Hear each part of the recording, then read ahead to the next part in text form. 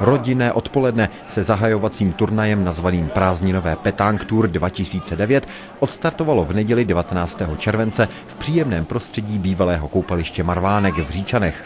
Akci uspořádal Petr Tluchoř a středočeská ODS v rámci lehké letní středočeské kampaně. V Říčanech tedy byla řada středočeských kandidátů do poslanecké sněmovny. Například Petr Bendl, Marek Schneider, Ivan Fuxa, Miroslav Jeník nebo Pavel Bohatec. Příjemné nedělní odpoledne si přišli užít i další hosté, například senátor Karel Šebek nebo poslanec Ondřej Plašil. Přes to léto lidi nejsou zvědaví na to, abychom jim vyprávěli něco o našich programech a podobných věcech. My se tady povídáme, potkáváme se s těmi lidmi a každý má možnost se pobavit a zeptat se, co ho zajímá. Je to taková letní zábava, muzika, děti, s kterými můžou zaskákat na hradě. Je to především o zábavě a příjemné letní komunikaci. Všichni jednou zaklepeme na nebeskou bránu. Všichni jednou zaklepeme na nebeskou bránu.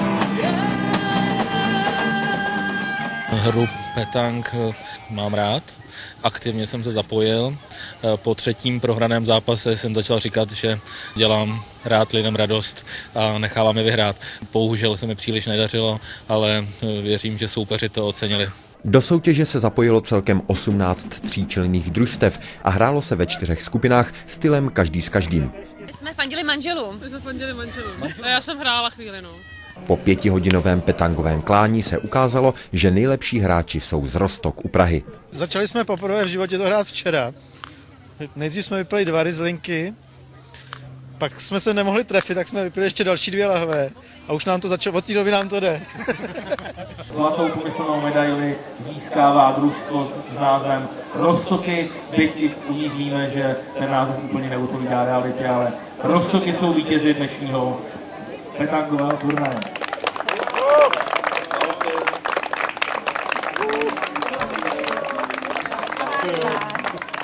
No samozřejmě jsme si věřili, když jsme první utkání hned na tomhle turnaji prohráli, tak bylo jasný, že už co bylo jako jo, že zbytek už vyhrajeme. Jo.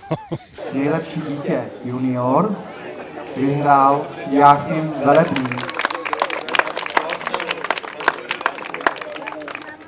Prázdninové Petang Tour 2009 bude probíhat až do 30. srpna na různých místech Středočeského kraje. No my tady to místo máme rádi, my jsme rozhodní Říčaňáci, takže to se nám líbí, no.